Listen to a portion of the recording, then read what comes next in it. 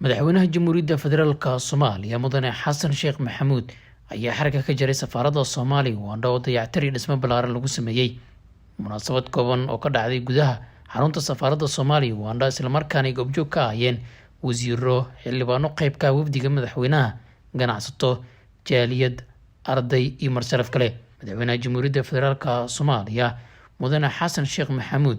ayaa kormeeray dhammaan xafiisyada ay ku shaqeeyaan diblomaasiyiinta ka howlgasha safaaradda iyo dhismayaalka lagu soo kordhiyay safaaradda. Dhanka kale madaxweynaha jamhuuriyadda oo munaasabadda xarag jarka hadal ka jeediyay ayaa u mahadceliyay ganacsatada Soomaaliyeed ee qayb ka qaatay dayactirka safaaradda isagoona ku booriyay in sidoo kale ay qayb ka qaataan dib u dhiska dalkeena. Caawa taariikhi ah oo runtii aad iyo aad u weyn waaye waxa caawa halkan ka jira waa ka weyn yihiin guri la dhisay waa ka macno weyn yihiin. waxaan aad iyo aad u hambalyaynayaa uguna mahad celinayaa horta dadka Soomaaliyeed ee degan dalkan Uganda ee ka qayb qaatay dib u habeynta ama dib u dayactiridda safaaradda waa wajigeennii ay qurxooneeyeen dadkaas aad iyo aad ayay u mahadsan yihiin.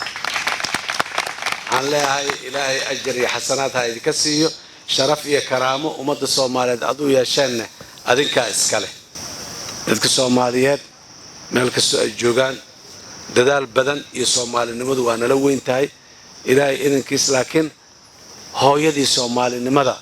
waa dawladda Soomaaliya taasaan isugu tegaynaa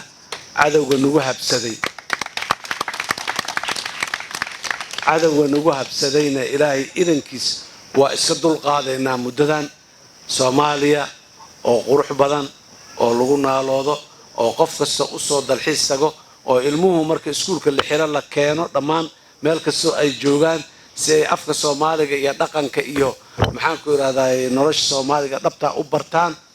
taas waa mid soo socotoon u wada taagannahay idinkana waxaan idinka rabnaa inaad dhinaciina uga soo istaagtaan. ugu dambeyntii madaxweynaha jamhuuriyadda federaalka Soomaaliya mudane xasan sheekh maxamuud ayaa shahaado sharaf guddoonsiiyay ganacsatada qaybta ka qaatay dhismaha iyo dayactirka safaaradda Soomaaliya Uganda. Yuusuf Maxamed Macalin Kashmiir, Radio Telefishinka Qaranka Soomaaliyeed, Kampala.